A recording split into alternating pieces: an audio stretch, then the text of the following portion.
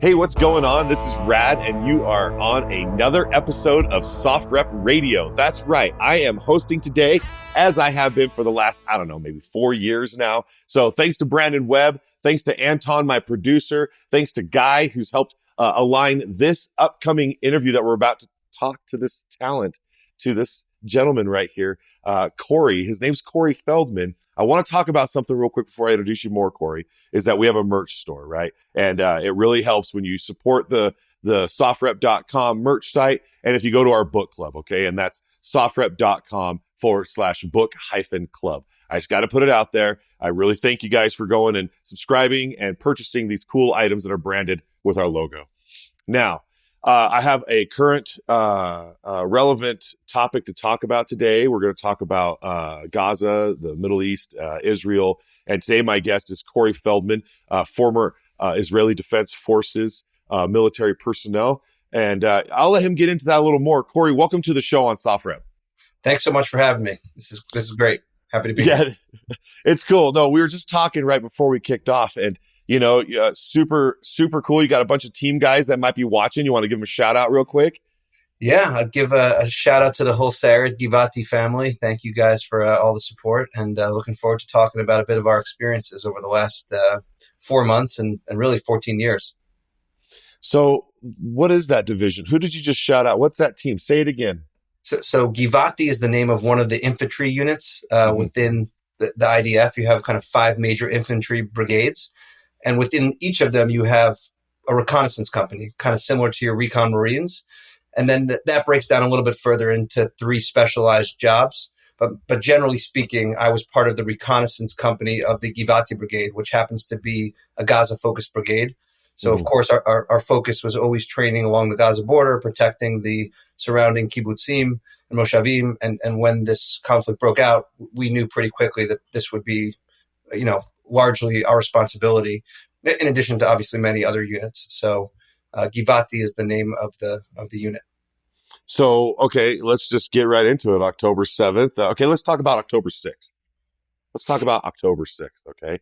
Yeah. Not enough talked about. What were you doing October 6th that led into October 7th? You know what I mean? See, normal day, just having your normal life, right? What was happening on October 6th? Yeah. I mean, I recently started a healthcare company called Covered. So we're working to automate the process of appealing denied medical claims for doctors. And I was actually at a conference helping to promote and do some fundraising, staying at my cousin's house who lived where the conference was happening. And of course, at around, I guess it would have been 10, 11 p.m., the reports, our time, the reports started coming in about what was happening at that point, Saturday morning in Israel. And little by little, the details became clear. And unfortunately, as Israelis, you become used to reports of terror attacks. It's not something new. But the size and the scale of this, it slowly became clear were greater than anything that most of us had seen before. And I think by the time I woke back up again on Saturday morning, which was already Saturday evening, Israel time, I knew that this was something that was above and beyond what we'd seen before, at least in my lifetime, and that we would be getting called back. So when you got called back, did you you just went straight in, or how many tours have you done so far in the situation? Yeah, so I mean, it's interesting, right? It's a startup army, effectively, right? The strength of most strong militaries like the U.S. is in its standing military. And I was just at a ceremony at West Point, and we talked about the 1 million servicemen that have died defending this country, and you get a sense of the scale of the U.S. Army and military forces in general. Israel's standing army, no one has the exact numbers, but it's a couple tens of thousands, if that. 350,000 reservists were called up. So these are people who, yes, have been training every year, but for the most part are doctors, lawyers, entrepreneurs. Again, I did my training once a year with my guys, but all of a sudden you go from a fundraising meeting to meeting the enemy within 14 days. It's a pretty wild transition. For me personally, my brother's wedding was the next weekend in New York, the 14th. So I knew that I was not going to leave before that. And I basically went from my brother's wedding to the airport. From the airport, landed in Tel Aviv, was picked up and brought directly to base, where we trained for about 2 weeks before ultimately entering Gaza on October 30th. Wow. Yeah. No, I can actually recall a lot of the pauses that you're talking about where not so much like you leaving to go, but just kind of that timeline. There was a little bit of a pause before, anybody, attacked back from Israel in that regard. Right. Yeah. And with might. And so, there's a lot of folks that are asking, why did you think, the president of Israel, Netanyahu, allow it to happen? There's a lot of this, like you have this Iron Dome, you have so much support from the allies, right? Like why, help me understand that question. Listen, it's a great question, and it's one that I think everyone is asking. How could an intelligence failure of this scale, have happened? And certainly, whether it's his personal responsibility, extreme ownership, right? When you're in charge, especially if you run under the platform of security, you have to take some degree of ownership for that. So, I can speak as just a general kind of Israeli civilian and saying that I'm disappointed that ownership has not yet been taken. Mm-hmm. We already have started to see some resignations from the top brass and the IDF who were kind of in power on that day, who said, as a result of, what happened, I'm stepping down. And I think that's justified. I think it'll be many years before we get the full picture of how such a failure was allowed to occur. We know that a lot of the military bases failed security checks, even a week before, almost the same exact time that the attacks occurred. So there were clear warning signs that the readiness level was not what it needed to be. Mm-hmm. And, the rest will be told throughout the course of history. But, from our perspective as kind of active reservists, you don't look backwards, you just look forwards. You know that horrible mistakes have been made, but there's not much you can do to change the past. All you can do is change the future. So, we were kind of focused, especially during that first period, on just what needed to get done. Yeah. And your heart was full of that pride for your country and for your countrymen and for those hostages that should be released. And I just want to say that, right? I just feel that, October 7th, has happened, and it's now, we're in May, right? And, hopefully, everybody saying their prayers for the hostages to be released out there. And I just want to mention that, right? I don't want to not say that they should not be released. They should be released, right? Let them go, right? Because, according to the Google, if you were just to look up how many people are in Hamas on Google, right? In that organization, it says around 20 to 30,000 membership in there, right? And so, it's not worth hearing that there's 35,000 KIA'd on one side, and there's only 30,000 members of a party, and Israel's looking for their people, right? Those hostages. Yeah. What can you say about that I just brought up? Yeah. I mean, listen, I wear my bring them home necklace. They are forefront on everyone's minds. It's, Israel's an interesting country. There's a mandatory draft, and the government, in essence, makes this unspoken promise that we will bring your children home no matter what, dead or alive. And so you see some massive concessions that have been made in the past in exchange for kidnapped soldiers in order to bring our people home, because that faith in the government is essential, right? It's that faith that allows mothers and fathers to send their kids to the army, knowing that the IDF will do everything possible to bring them home. So it's not just Israel. 30 nationalities were represented among the hostages. We still have, I believe, 7 American citizens.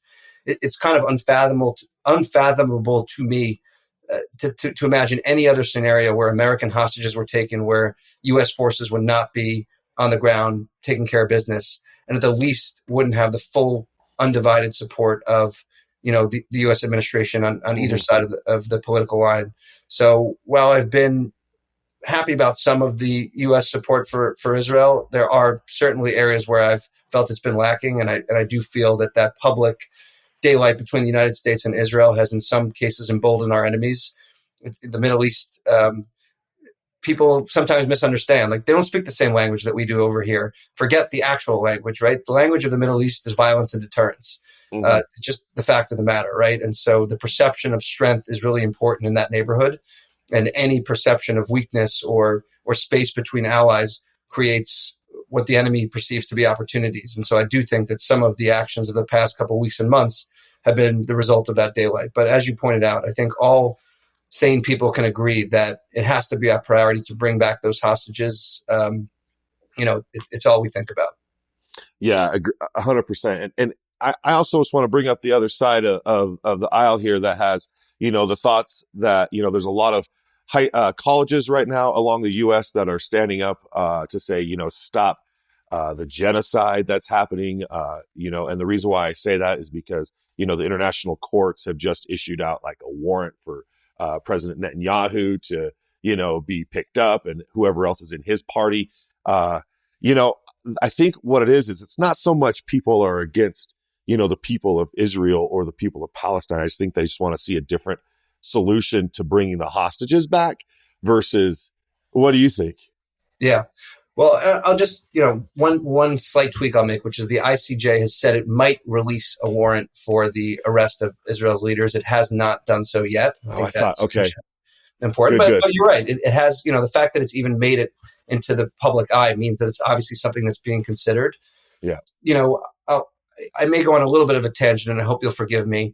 I'll look to Douglas Murray, who I know I think contributed for you guys before, but he's an adjunct professor at West Point and has written extensively about the extent to which Israel has gone to prevent civilian casualties. And I want to talk a little bit about that.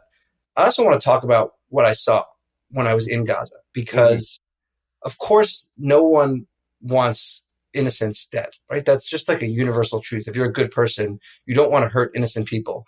I went into Gaza and we were in people's houses. And what I saw were photo albums where people were thrusting Kalashnikovs into the air triumphantly at weddings in a culture that was glorifying violence. I saw children's textbooks that featured a map that was missing the state of Israel's label. There was a state of Palestine that had erased all of Israel. I saw nursing textbooks in English that were dedicated to the martyrs of Al-Aqsa, i.e. people who had died taking the lives of other people in suicide attacks. This is a profession dedicated to helping people, right? Dedicated to people who gave their lives taking the lives of other people. I saw plastic Katyusha rockets in children's playgrounds, meaning from a very young age, teaching children that resistance was the way. We found real Katyusha rockets under children's beds, where they imagined that the IDF would never hit. And of course, during periods of ceasefire, we sometimes saw through our scope. I can remember one occasion where a woman was seen in a place where she shouldn't have been. And days later, we found an improvised explosive device there. So the question of what constitutes a civilian is, we would always find the rocket launchers ready to go. So when we come into a house looking for weapons, they would typically be fully loaded, sitting by a window. So you can imagine if someone's walking, they're unarmed, they're a civilian. All of a sudden, they pick it up, they shoot it, they put it down. They're no longer a civilian. Well, who puts those rocket launchers into position? Hamas sends children to do it because they know that we don't want to pull the trigger on a 12-year-old boy, whether he's carrying a weapon or not. They use our humanity against us.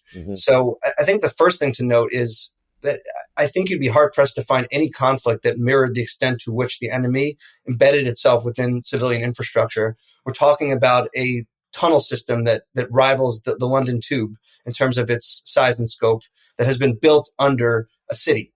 Where we took fire from most often were from UN schools and mosques, hands down.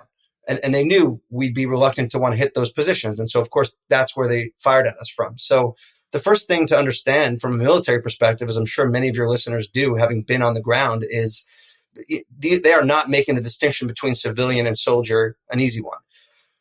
All that being said, Israel has done more to prevent civilian casualties in a combat zone than any army in history, according to John Spencer and others, from dropping flyers, dropping speakers, broadcasting evacuation notices, drones doing the same thing, sending personalized text messages, like geolocating someone in a building and sending a text saying, leave this building, it's about to get blown up. Millions of text messages were sent, right? Things that were just not done in the history of warfare. Because if we think about the last 20 years of modern military campaigns, whether it's Russia's illegal incursion into the Ukraine, the U.S. and Afghanistan, U.S. and Iraq, that element of surprise, of shock and awe, it's kind of that blitzkrieg that was, kind of promoted by the German offensives during World War II that gives you the element of surprise. And Israel forfeited that at every turn in this war in order to warn civilians. And so, if you take Hamas's numbers, right, which I think are fudged, but let's just say they're true. So originally they said 34,000 casualties. Now they're saying they don't have numbers for 1/3 of them, or they don't have kind of verified proof for 1/3. So it's closer to 22. And you take the IDF's numbers, which are around 12,000 terrorists killed. You're talking about a civilian to combatant death ratio of about 1 to 1. The average that the UN puts out since Kosovo is 9-1. So this preposterous idea that Israel is committing a genocide is just counteracted by all of the facts on the ground, not only intention, as I discussed kind of through phone calls and text messages, but through the actual facts in terms of how many military personnel have been killed as opposed to how many civilians. And especially if we consider the densely populated nature of the Gaza Strip, right? Like if Israel was trying to conduct a genocide, it would not look like this. Well, like right now, right, with everyone pushed into Rafah, okay, and a lot of the Palestinians who are just like in a famine state needing aid. And I know that the pier is just being finished from the U.S. side, bringing that over, so there's some type of seaside, port to be dropped off. But, at the end of the day, how did that pier that was supposed to be there get blown away in the first place? Shouldn't we have been thinking about the aid that needs to go into the city, right? Like the infrastructure, but it just seems like it's such a carpet bomb all the way to Rafah. And I've seen the footage and I've talked to other folks inside the situation who are there, taking photos and whatnot and on the ground. And I mean, 1 minute they're watching and the next thing you just see like, explosion from a rocket off in the distance and they're covering those stories. I just want to understand that, perspective. Like I understand the hostages that are missing and I understand the numbers from Israel's side of the 1,200 people that were shot at the concert. I guess maybe here in America, I'm a little jaded to that situation because it just took one guy at a casino to shoot 61 people. Right. At a concert. And so here in America, I'm like, okay, we didn't quite go to war.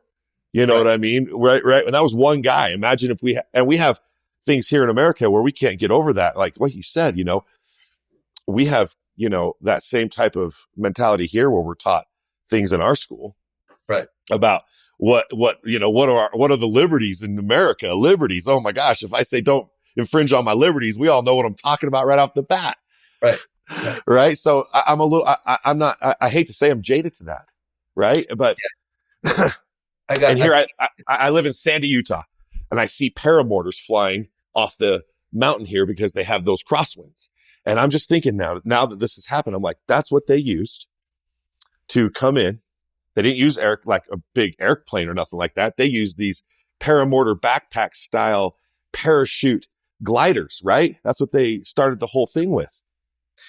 It's unfathomable to imagine you're at a music festival kind of dedicated to love and peace and coming together and for it to end like that. And you just brought up so many great points, Brad, that I want to segment them if we can. Like sure, please. First is this idea of like food and aid, which is super important. And then the question of like, what's the goal, right? Like, are we thinking about casualties on both sides in terms of like, are we trying to get even? Like, what is Israel trying to accomplish? So I think the first thing to note is, Israel is a much smaller country than the United States. It's about 6 million people. What happened on October 7th is the equivalent of 50 9/11s. So everyone in Israel knows someone who was directly impacted by that. And I can't overstate that, right? Everyone in the government, everyone in the army. I had 3 guys in my unit that were kidnapped. 2 are now dead. 1 is MIA. Like everyone was impacted personally by this, even though the numbers were smaller for Israel. That loss is felt so much more acutely because it's a small country. Right. When I think about the aid, important to note, like hundreds of trucks have been going in every single day. I do think the IDF could have done a better job of planning out what that would look like. The main challenge, though, is not getting aid into the Gaza Strip. It is Hamas continuing to steal that aid, right? Like show me one picture of a starving Hamas soldier. I haven't seen one yet. Show me a Hamas soldier. Yeah. I'm waiting. Hello, where's that guy? Show me that guy or gal. And I'm not to laugh it off, but I'm just saying, show me that person so I can identify them as a Hamas soldier. Yeah. And by the way, the pier was fired on by Hamas. Let's just break that down. A pier whose sole purpose is the deliverance of aid into the Gaza Strip was fired on. Yeah. Right? Like, what does that tell us about the intentions of the ruling body in that strip? Are they really interested in giving food to the people of Gaza? Like, I think that kind of act. There could be actors also involved that may not even be Hamas. It could be like, I don't know who interferes with things a lot. Islamic Jihad. Maybe Russia. Russia, Iran. Okay, like what if somebody there happens to shoot at the pier because they know U.S. forces are there with their weapons because they're building the pier. Seabees or somebody's out there working on that pier to bring aid, but they can defend themselves. and you want to piss off the big bear, so just shoot pot shots at him, right? Is that what you're referencing? Yeah, I mean, we know that fire originated from within the Strip, and so whether it was done on the directive of Russia or Iran, is anyone's guess. But the fact is, like, that is a microcosm of what's been happening since this war began. Israel has no interest in starving the people of Gaza. Forget the fact that we are humans. Israel doesn't, but does Netanyahu? Like, Israel doesn't, but Right. Does Netanyahu have a different idea than what Israel wants? Because before this all kicked off, there was protests in the streets from, people of your age saying, hey, we want a new leadership in, and it's still kind of, there's an uproar of that's not really being talked about. You're not going to hear, there's no great love that I have for that guy, and I would love to see him resign tomorrow. Don't get me wrong. Right. What you heard from Gantz and many of the other leaders is, though we don't believe Netanyahu is the right person to lead, any other leader in his shoes would be conducting the same war. And I think it could have been run slightly better, but I don't think I don't think that it's Netanyahu's intention to kill civilians. As I mentioned to you, 1-to-1 is a pretty damning. It really counteracts pretty heavily the notion that there's any sort of intentionality. And the other thing to note is that Israelis are pretty independent. Like, your listeners will be used to a pretty strict command structure in the U.S. where the lieutenant passes on the orders. Israel's not like that. You routinely question your superiors. Like, it's built into the Israeli culture and the military framework. So if you think about what would need to happen for, Israel to intentionally target civilians, that would have to be an order passed down, from a colonel down to a major, executed by a lieutenant. Like, there are so many layers at which I would fully expect someone to say, absolutely not. That it kind of flies in the face of my lived experience, both being in the IDF and having a large part of my network of friends and family.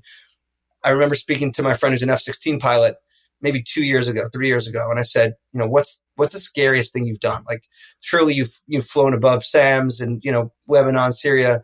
He said, honestly, the scariest moment of my military career was I was about to drop a payload in the first Gaza war. And seconds before I hit the button, I got a report that there were children in the house, and I pulled back. And I was terrified that I was going to kill civilians. Like, that to him was the scariest moment of his military career. Those are the sorts of people that constitute the IDF. And so, yeah, you have bad actors like you do in every single group of people across the world, but they're kept in check by people who are not afraid to speak up. That's kind of the character of the Israeli society. And so, even if Netanyahu was evil, it's hard for me to imagine that evil would be translated into real felt results on the ground. And I don't think that it has. I mean, I just wanted to bring that up. And I also asked some questions of people around me saying, hey, what would you ask an IDF soldier? Right? Like, what would you ask if you had the opportunity to ask them? And a former friend of, or not a former Navy veteran, and he's a friend of mine. He's also a coach of mine. He just wanted to say, how do you, what is it that you're looking for when you see women and children? Is it weaponry? Is it not weaponry? How do we decide if they are? Like, you kind of brought that up saying, hey, 1 minute you have somebody putting up a rocket, and then you see a lady walking by, and it's like the rocket wasn't just there, but now it's there. And, we've all seen probably the movies, American Sniper with Chris Kyle and all that. And he's watching this little kid pick up a gun and try to, right. He's like, please don't do it. Right. So tell me your thoughts on that. Like, what's the target identifier here? What's your ROE for that? Yeah. I mean, listen, obviously someone who is armed or in an area that they're not supposed to be in, that's directly threatening troops, like, you have no choice. If a kid points a weapon at your unit, like, what can you do? I think you brought up something before that I forgot to go back to, which I think was a great point. You talked about casualties on one side versus the other. And I think there's a broader picture here, which is this, right? And I'm trying to remember who called it out. Professor Galloway, I think, right? He said, like, if the cartels from Mexico marched into the U.S., killed the population equivalent to the University of Austin, took all the faculty hostage and went back into Mexico, like, what do you think America would do? Like, we would bomb Mexico into kingdom come. And so it's not necessarily about killing every Hamas soldier. It's really more about removing their ability to effectively run the Gaza Strip, because this is a group of people whose charter calls for the destruction of Israel. we talk about theory and practice. In theory, they want to wipe us off the map. In practice, every opportunity that they've gotten, they've tried. Why do they want to do that, though? I don't understand that. What is it? What's their issue with Israel? How much time you got? give me the straight up, like someone who's just listening, like, yeah, this is a great question. Like, what is it that has pissed them off so bad that they're like, I can't have it? And is it just what? How far back does it go? The beginning of time? This is radical Islam, and it has different faces, but it's showing that those faces all across the world. The U.S. forces have dealt with them across the Middle East. Yes. We're dealing with a unique sect of it in the form of Hamas. There's a version of Islam that says if any land has ever been a Muslim land, it's forever Muslim land. These people are not talking about, I don't see these protesters chanting two-state solution. They're chanting from the river to the sea. They're chanting all the Jews will be gone from this area and it will be, sovereign Arab territory like the other 23 Arab countries that surround Israel. So their goal is nothing short of the destruction of Israel. They had plans for, when they looked at the papers they took off those Hamas soldiers who came into Israel, they had plans for central Israel, Tel Aviv, right? They had this delusional vision that they were actually going to take over the country, right? And that is their stated goal, and that's what they've tried to do. Every ceasefire since Israel pulled out of the Gaza Strip in 2005 has been broken by Hamas, right? There was peace the day on October 6th, as you pointed out, just as there was peace, October before the 2012 campaign and the 2021 campaign, right? This is a group of people that have made their intentions very clear. And so Israel simply the first job of a government is to protect the safety of its people. And Israel cannot accept a scenario where an enemy who conducted an act of ethnic cleansing and has promised to try to do it again exists on its border. It's just not a sustainable situation.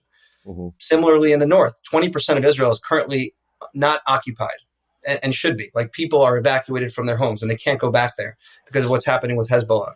It's not a sustainable situation for a country to deal with. And so the threat has to be eliminated. So it's happening. They've lit the fuse and kicked it off. I mean, I know it goes back and forth, and you can even go back to the 6-Day War where, they're probably still upset about, just land encroachment. Let's talk about that for a second, right? Because over here, there's rumors that the former president's son-in-law is talking about building hotels in Gaza now. Yeah, I've seen some of those rumors. I mean, let's just to go back to where it's that's gross to me. Yeah, I just want to be a human here. No, 100%. And I think that does not in any way reflect the mainstream Israeli view. I saw a lot of articles about some conference where a couple hundred Israelis were talking about real estate in Gaza, and one right-wing minister attended.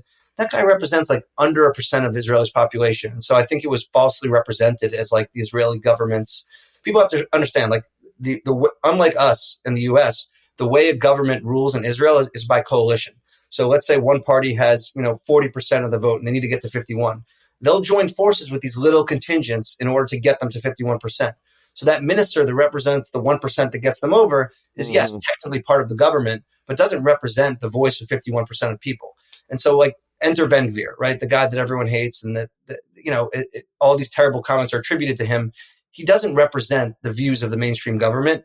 He is an outlier that was pulled in to hit that 51% threshold. Or I don't actually know what the percentage threshold is, but whatever it was that was needed, that far right party was brought in to satisfy it. And we could argue if that was right or wrong, but that when I read things like that, I just think that it's worth double clicking to really understand kind of what role a guy like that plays in the government or doesn't in this case. Right. Because that's you on the ground, right? That's you being pulled out of your daily life to serve your country with your heart. Okay. Which is what is asked of us that have been there, and served. It's you're giving it your all. And then to have somebody do it for that, that reason to build some 14-story something on the beach is just not what I think. I just think that I hope to God that's not what it is. Yeah. I mean, I didn't hear from a single person going into Gaza before or after. We were there. Again, if this incursion happened on October 6th, I could see that might lend credence to the argument that maybe that was the cause of it, but it didn't. It happened after an act of ethnic cleansing, right? So it's pretty clear why it happened, right? Like there's no misunderstanding why Israel went into Gaza. It didn't go in before; it went in after to root out this threat. And you mentioned kind of 67, so it might be worth going back just a little bit in terms of history. In the wake of World War I, the Allied powers carved up the Middle East. It's how we got Lebanon, Syria, and the League of Nations had nation-building mandate, right? These were the European colonial powers who came in and said, we just won the World War. We're going to figure out what the New World Order looks like. That's how every country in the Middle East was formed. The San Remo Conference. Israel gets its borders. Britain is charged with the mandate for Palestine and is basically given the mission of running government in this administrative unit that encompasses all of Israel, all of the Gaza Strip, all of the West Bank, and Jordan. In one of its first acts, it splits Jordan off into Transjordan and rules Israel until 1948. At that point, it's meant to pass Israel over to the people living there. But what's interesting is they come out and they say prior to passing it over, they suggest this partition plan. They come before the UN and say, yeah, I know we're supposed to give back all of Israel to the Jewish people, but what if we cut it in half, right? And give Israel kind of half of what it thought it was going to get. And it wasn't a clear consensus among the Israeli delegation. The Israeli delegation voted 6-10 in favor of it, but they basically said, you know what, in exchange for international recognition and legitimacy, we're willing to make this compromise. We're willing to do it. What's the response of the Palestinians in Israel and the Arab world? A resounding no, and the declaration of war the very next day. So what results from that is basically the equivalent of a world war for Israel, where 1% of the population is killed. And when the dust settles, you have what's called the green line, which basically means where a green marker drew lines on a map, which carved out the Gaza Strip and left that to Egypt, and carved out the West Bank and left that to Jordan. And for, whatever that was, those 18 years, Gaza was ruled by Egypt, illegally, by the way, under international law, since the UN resolution was never adopted and was non-binding, even if it had been. And the West Bank was ruled illegally by Jordan, which has since renounced its claim to the West Bank. So there's this question of how do you occupy yourself? This was sovereign Israeli territory as mandated by the League of Nations and the UN that was seized illegally in war and then taken back. And now people are clamoring for kind of these 67 borders. And I'm like, based on what precedent? And that's what always pisses me off about the dialogue about Israel is, right, Israel is held to a standard that no other country on earth is held to, from the perspective of what it means to fight in an urban combat zone with the deaths of civilians, from the perspective of its legitimacy. Like no one's questioning the right of Egypt to exist, or Lebanon or Jordan, despite the fact that its borders were drawn up illegally just the same way, despite the fact that it encompasses many rival factions, right? Who would like where's the Kurds? Where do they get to go, right? The Kurdistan, where'd that go, right? Like talk about drawing on lines, right? Where did Iraq, Iran, and everything else come from? Ottoman Empire, just doodling on a map. Oh, 100%. So same with Idaho. Idaho's just drawn by the river. I'm just saying. But how come we just can't get along? That's a great question. I think that's really what we want. I want to see that. I want you to still be in the IDF and still and have it not just be uptrained, right? Ready to go. Yeah. I mean, no one, we don't want our kids to fight the same wars that we fight, but sadly, like, we are dealing with an enemy that doesn't think about happily ever after the same way. Like for us, I think it was Golda Meir that said if Israel put down its weapons tomorrow, it would cease to exist. And if the Arabs put down their weapons tomorrow, there'd be peace. Gaza could be a thriving tech hub, supported by the Qataris, by Saudi Arabia, by Israel. It could be. And Israel has every interest in that, right? Israel is a startup nation. Israel is a thriving economic powerhouse that would love to include this portion of folks living within its borders in that machine. But the interest has not been there from the other side. And when I think about one of the reasons that there's never been, a Palestinian state, other than they keep trying to kill us, there's no consensus. Like, there's no clear leader that speaks for the Palestinian people with whom to make peace, right? In the West Bank, you have Fatah. In Gaza, you have Hamas. These people don't see eye to eye. They were throwing each other off buildings. So, like, who's going to speak for these people and actually be able to promise anything to Israel? That's where your scholar brain needs to come in. I don't know. I mean, That's what we need to have, that dialogue. Yeah. Who can we talk to stop the insanity? And how can we, yeah, it's crazy. Cause there's a death toll happening here. There is, the young kids that can't eat, and I'm not one to say there's not bad guys in a hospital. All right. Because I know a unit of Green Berets that were staged inside of a junior high school.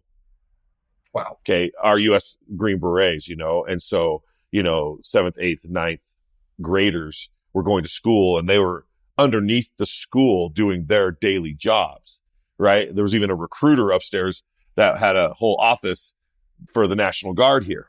So we're not, it doesn't shock me that there is, weapons inside of like a mosque. Right.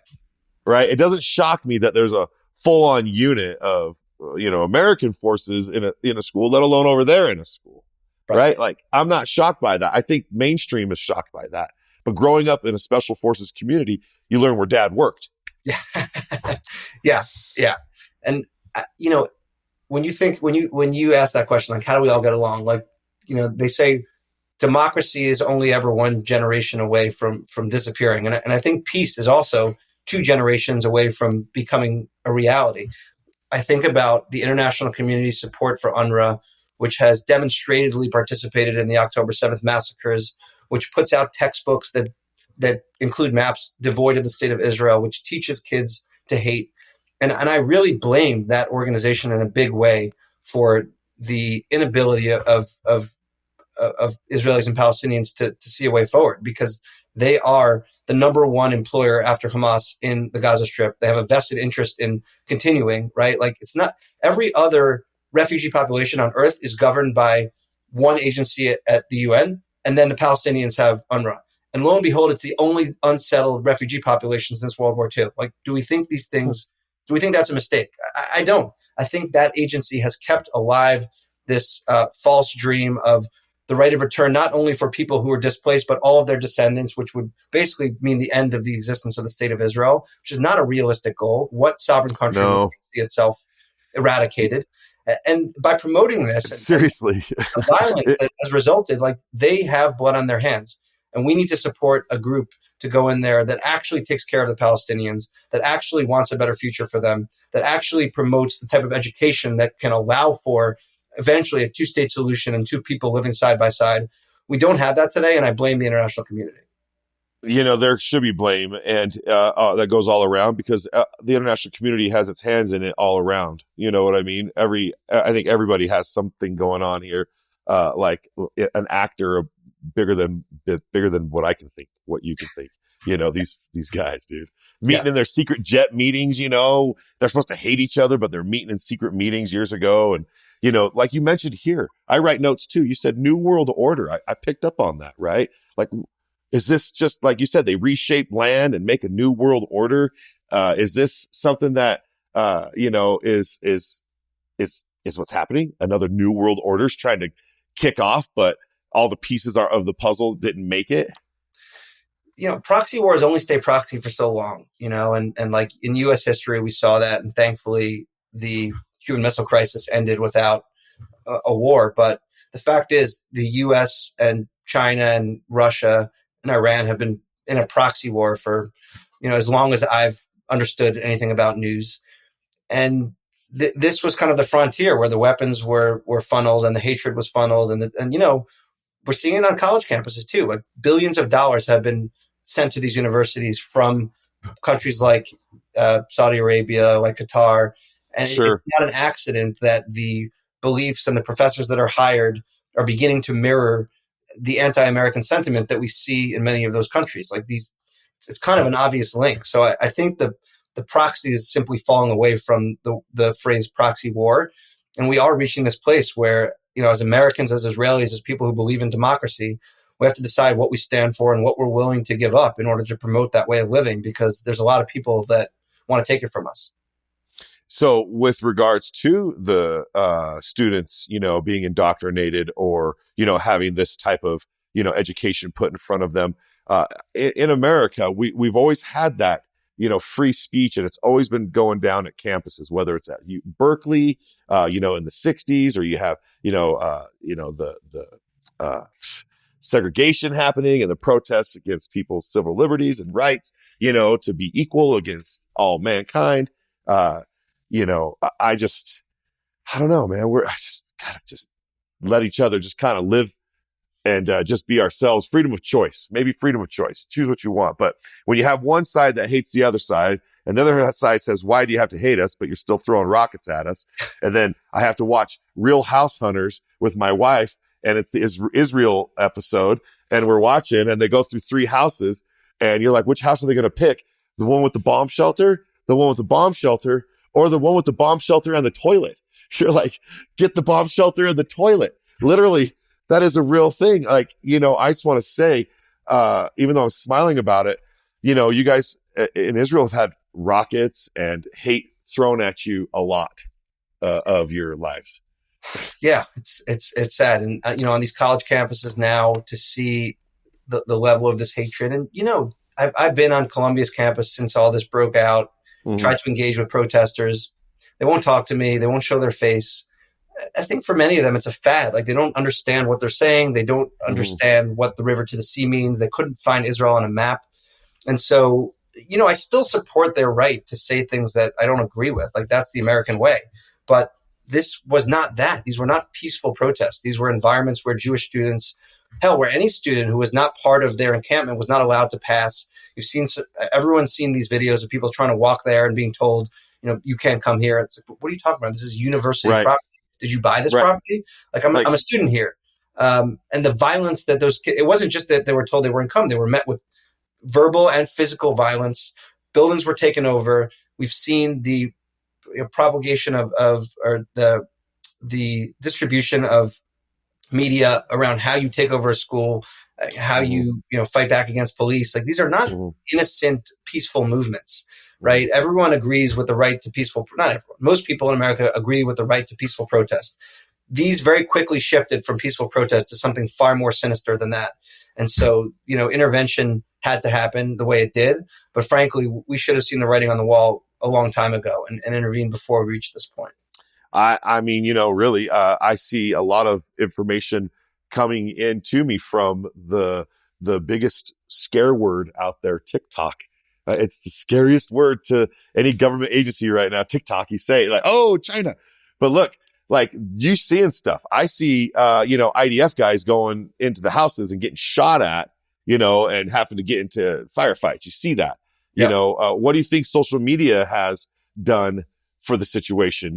Is it that's what's also fanned that flame. And I'll bring this back, because here at the University of Utah just recently, there was a big bulletin put out there saying, hey, we want you to have free speech and you have the right to assemble and do all these things, but no tents and no structures, right? Like, that's the law. That's the rule of the campus. It's like, you can't. What happened?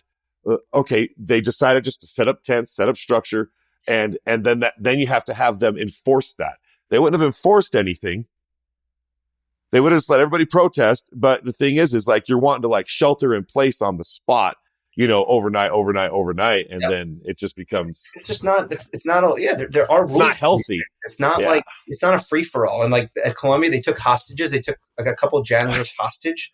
What is that? Like, that's not allowed. You can't pull that. And then they had the gall to have a press conference and say, like, we'd like to order like vegan pizzas. Like, I mean, some of that was obviously like made up and AI rendered, but like, they did call and say, like, we want to ensure that we can get food and water. And they're like, has anyone stopped it coming in? And they're like, well, no, but we just want to make sure. I'm like, sorry, like, you want to pretend to be grown-ups and like take over a building, but like now you're asking for like your meal plan? Like, pick it.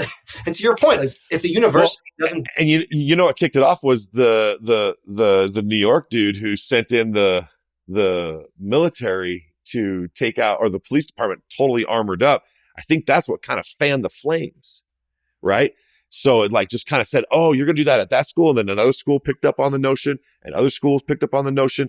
And, boom, hashtag protest. Yeah. Just is taking place. We see it, it's like, once it's hit a certain scale, it becomes very difficult to put the genie back in the box. And there was ample opportunity to do this with campus police when it first started. Yeah. You can't put that tent there, right? Immediately get NYPD on the scene, and there would have been 50 people removed, and it would have been a quick and dirty and done media story. And instead, they allowed it to reach this place of just complete mayhem, where you had, and these were professional agitators in some case, right? Like there's a reason the NYPD went in the way they did. Like there were people in there who broke glass, who assaulted people. Again, there were reports that night. They always are there. They're always involved, bro. There's always bad actors that get involved in these things. They just take target opportunity, man. Yeah. Especially since we're so used to people wearing masks. Right. So now they can just come in without having to show you their face anymore, where before you wore a mask, you were going to be a bandit or a robber. Right. But now it's like, we're so accustomed to a mask on your face. You're like, oh, okay. Not a bad actor. Right. It's, and I think people feel more comfortable doing things that they wouldn't do, behind a mask. Like I'm playing a role sort of thing. Yeah. It's true. I'll take my glasses off. Look, you can have my soul. Okay, look. Right here, bro. I hear what you're saying. Go ahead, call me out, dude. Go ahead. I get it. You want the bandana off? Here's the me. I'm coming over there. Here I am. But you come hang out here anytime, bro. You can come out anytime to Utah. If you ever, this is the conversation I really want to have. It's just like a really like peaceful, like fun loving, but I know that my listener and viewer might not. You're on your way back to Israel? Yeah, so I'm going next week for Memorial Day and Independence Day. And of course, we're on standby. The North is still a pretty uncertain situation. And, I'm not unique in that I'm in this impossible situation of like, I have a job and responsibilities. I run this startup. I run a nonprofit called Legion, where we train Jews and Jewish allies to defend themselves in the wake of spiking anti-Semitism. And I may on a moment's notice have to put those things on hold to go do what I need to do. And it's not an easy way to live. It's also like, Delta and the SEALs and for sure the Green Berets are kind of used to this idea that they're living their lives one moment and then they flip a switch and all of a sudden they need to be 24 hours notice, like ready to deploy. Like you have people, and I'll put myself in this category, who I'm not on the caliber of a Green Beret. This has not been my life's work, who are also forced to switch those hats just as quickly and go from civilian, father, boyfriend, husband, whatever, to combat soldier in days, weeks. And it's an impossible situation. Immediately, even, I remember my dad would have to just be like, I'm going to be gone. If anybody calls, just tell them I've been fishing. I was like, okay, how long are you going to be gone for? He's like, about 6 months. You're right. He was leaving. He was going. And the one time somebody called the house and I was like, is your dad home? And I'm like, no, he's fishing. Oh, do you know he'll be home? I was like, about 6 months. I was just a little kid. I was little Aaron. So my given name is Aaron Lee Radel. Everybody calls me Rad because they don't have to say my last name Radel. So they call me Rattle. So you're going to get a breakdown on my name real quick. So Rattle my whole life turns into Rad for short. But my given name is Aaron, Aaron. So just to let you know that. Yeah. Like the prophet's brother. That's what I wanted you to say. I just wanted to let you know. Shalom, my friend. Yeah, I feel it. How long was your dad in the military for? 23 years. Wow. Amazing. Yeah. Vietnam through 91-ish. He had a pretty big seizure after an airborne jump went wrong with him and his unit on a training mission out here. And a lot of guys broke their femurs and feet, and he took a serious hit and TBIs. And it basically took out a whole unit, dude. It was a night drop. That they were doing, like 800 foot, 1300 foot drop. But when they were flying in the C-130, the mountain was here, but they were at elevation. So as they dropped the guys, the guys were starting to land, boom, boom, boom, boom, boom, boom, boom, on the mountain, hurting them, breaking them, and pelvises. Right. Whole A-teams. And people, I mean, first of all, thank you to you. It's not just your father that made a sacrifice. Your whole family made that sacrifice, right? Military families give everything. Mm-hmm. And a lot of people don't realize, there's a lot of ways to get hurt from combat. It doesn't have to be just facing the enemy. In order to be combat ready, the training that you have to undergo can be so intense that we lose a lot of guys. And the trauma doesn't just come from combat. It comes from training too. I mean, the training is incredibly challenging. Oh, I mean, dude, you know, the stories he would talk about. It's just, I think it's trauma that he had to learn Morse code. Right? I think he had that trauma, dude. I think if he heard that, he just freaked out. My dad heard a little Yeah, he starts listening. He starts looking. Oh, he's like, where's that come? What's that? Yeah. I got Vietnamese encroaching in the ocean. What's up? Because in Nam, he was in the Navy. And so, they were fighting. Yeah, he was the radio operator. He just said there was a Marine with a bullet with his name on it. And if they were to get captured, they would burn everything in a burner, a boiler or whatever, and burn it all. So one time they were drifting out to sea. I've told this story before, but they were out to sea off the coast of Vietnam, and somehow their whole engine systems died and they were just adrift. And so the Chinese were encroaching on them in foreign waters, basically, red waters, if you will. And they were burning everything. My dad was burning it all. They were burning all the radio equipment, like burning everything, all the paperwork. And he said there was a Marine with a bullet with his name on it. And I was just like, damn. And so he said miraculously they got speed and were able to like just get out of those waters and it was like that close. So, I mean, dude, his own dude would have had to take him out. It wasn't even the enemy. It's his own guy on the ship. Yeah. Well, I was just thinking about what you said about your dad and the Morse code. Today we were at West Point for a ceremony for Mickey Hartman, who was the first general in the IDF. He was a colonel in the U.S. military who went over during the Independence War to basically help and was killed. And so West Point every year has a ceremony where, we lay a wreath on his grave and there's a 21 gun salute. And I saw, there was about 15 or 20 of us that were lone soldiers that served in Gaza. And when those gunshots went off, I saw not a small number of people who had these kind of micro twitches. Yeah. Combat leaves its mark on you, and for better and often worse. And I think it's really difficult to come back to go back and forth between those two worlds. A lot of people who don't understand. And I think that the antidote to maybe some of this unrest on college campuses is for Americans to actually have to do something. Maybe it's not military service, but at least civil service, something that connects you to the idea of sacrifice for something bigger than yourself. I think that would do a lot to bring this country together at a time when we're super divided, or seem to be anyway. I think that's something to really, really ponder. And I think I'd like to end on this positive note that you and I have had talking and over such a horrific situation. And, we won't forget October 7th. It's affected not just the little small state of Israel, but the global world who doesn't want that to happen. I just want you to know that, right? And I think that the world also just wants to see everything just taper down, calm down, simmer down, and everybody just get along. And we can just, be kind to one another, because that's never out of fashion. Kindness doesn't go out of fashion. However, there are men who are trained to fight, and thank you for that. Okay, true story.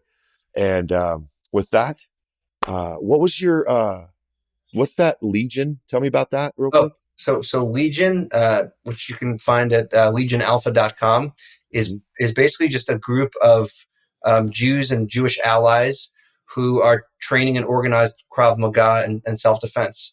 Not in any sort of offensive way, but unfortunately, as you know, Jews are being targeted for violence in this country and elsewhere. And we hold the motto that you should come to your own rescue, and you shouldn't be waiting for anyone else. Mm-hmm. And you need to know how to protect yourself and your family and your community.